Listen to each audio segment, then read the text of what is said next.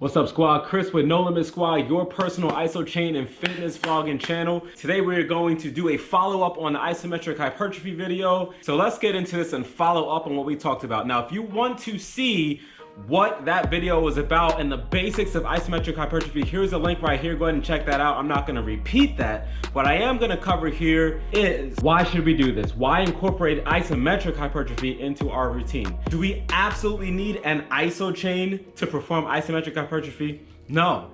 But will it help with the extra modes and stuff? Oh yeah, oh my God, easily. We know from our original video that isometric hypertrophy is the second best way to stimulate hypertrophy in the body, the first being concentric.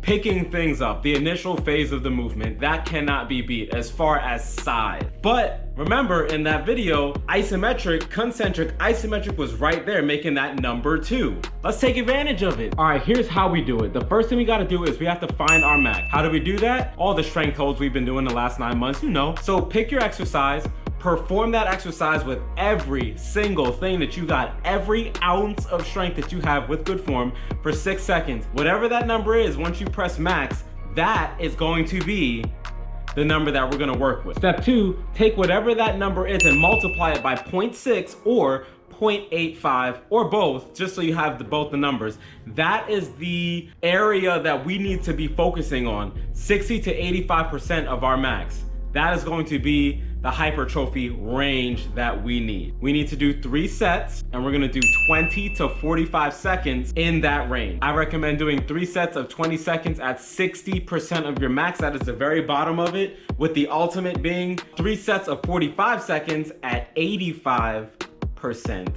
of your max. Here's the only edge that this has over the dynamic equivalent. We can do this daily. We got fan effect going for us, Henneman size principle. So we're doing the amount of work required to stimulate the growth, but we recover a lot faster. So we can continue to do this every single day. Take advantage of what we can is my suggestion.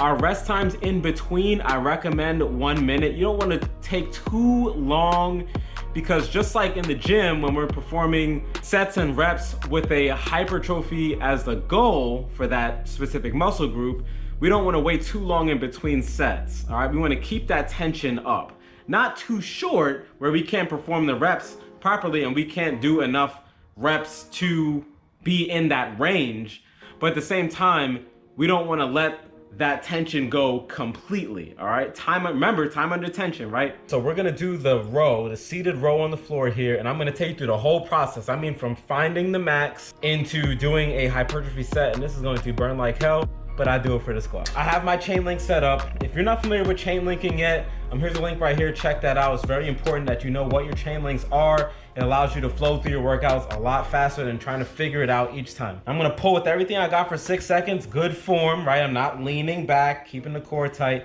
Ready? Here we go. 1, 2,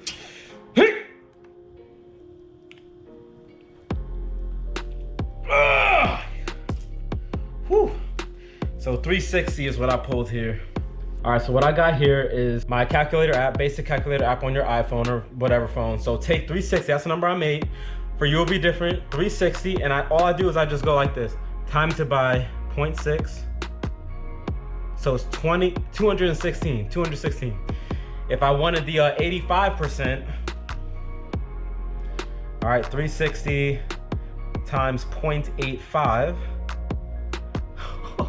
Now after 306 pounds of force for 20 seconds, let alone 45. Oh my goodness, all right?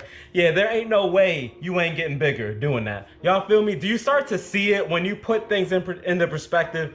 Can't beat logic, man. It's all about facts and numbers, man. For you guys, progressively increase that.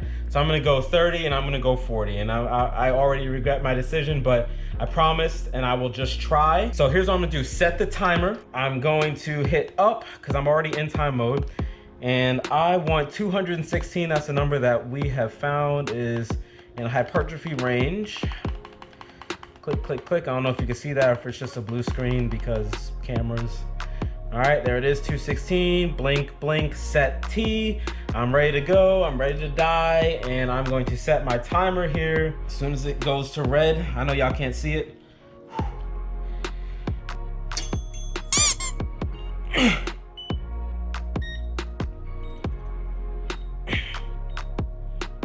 Oh, it's around 230.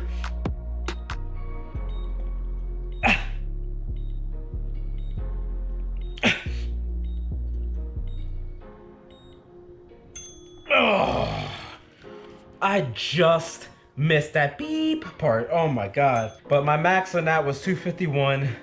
My average force was 159.4 pounds. That's it right there, guys. So I would normally give myself a minute rest. So I will go ahead and do that. And I'm just gonna cut to the next part. So now I'm gonna try and hold it for 30 seconds. This is gonna be a killer. Big back.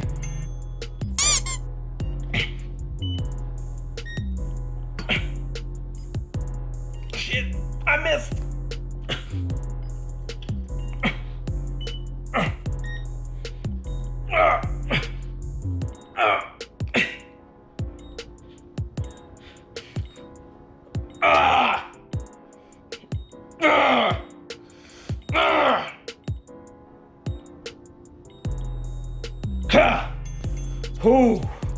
Oh my God. 160 for that. Max 256. Damn. Oh man. Nobody could ever tell me this don't work. I don't care what you say. Wow, so now we gotta do this for 40 seconds. Look, I wrote a check, now my behind gotta cash it. Yo, my back is so tight right now. Already have 50 seconds. Oh my God. I should have just stayed at 20.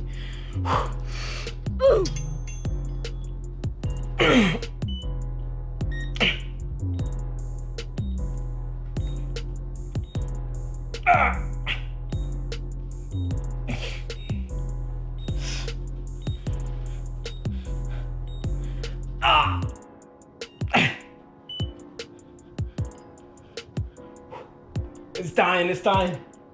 I'm gonna keep trying.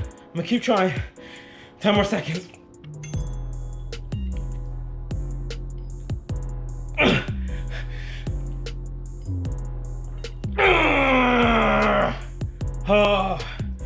So you saw that I failed a couple times, right? So I did that for two reasons. The first reason I failed is because I'm not used to doing that on here yet, right? I haven't built myself up properly. That's like if I just worked my way up to, oh my God, my lats are tight, to like 3 sets of 10, I'm just using this as an example. 3 sets of 10 at 100 pounds. And I'm like, okay, I just worked my way up to 3 sets of 10 at 100 pounds. Well, I'm gonna do 3 sets of 15 in about 30 minutes the same day. You just worked yourself up to 3 sets of 10. You were not ready for that. I was not ready for that. I would say what's good for me right now doing that is 30 seconds is around where I need to be. 20 seconds really wasn't that much. So dang, the energy levels really increased in this video, didn't it? Wow. Last thing we're gonna cover is progression. If we keep doing the same thing all the time, we're not gonna make any long-term sustainable gains. It's like if you only run a mile on a treadmill at 3.5 miles an hour every day, forever, you're not gonna get any better. You're only gonna be as good as what you set the bar to be. You feel me? So progressive overload needs to enter the chat in order to push ourselves. And it doesn't have to be by monumental leaps per session, just have it be a little bit. All right, so what I recommend for my example right now, if I were training myself and I saw the numbers that I just performed, what I would do is I'd get used to 30, do 3 sets of 30 seconds at 60% of my max, and I'd work my way up to 35, work my way up to 40, work my way up to 45. When I hit 45, that's when I'd increase that hypertrophy range number. Remember, it's 60 to 85%. So now I'd go maybe 63%, maybe 64%. Hell, maybe 61%, I'm not in a rush. So 360 times 0.61 is now 219. So now I have to maintain 219 for all that training. Remember, we can do this daily.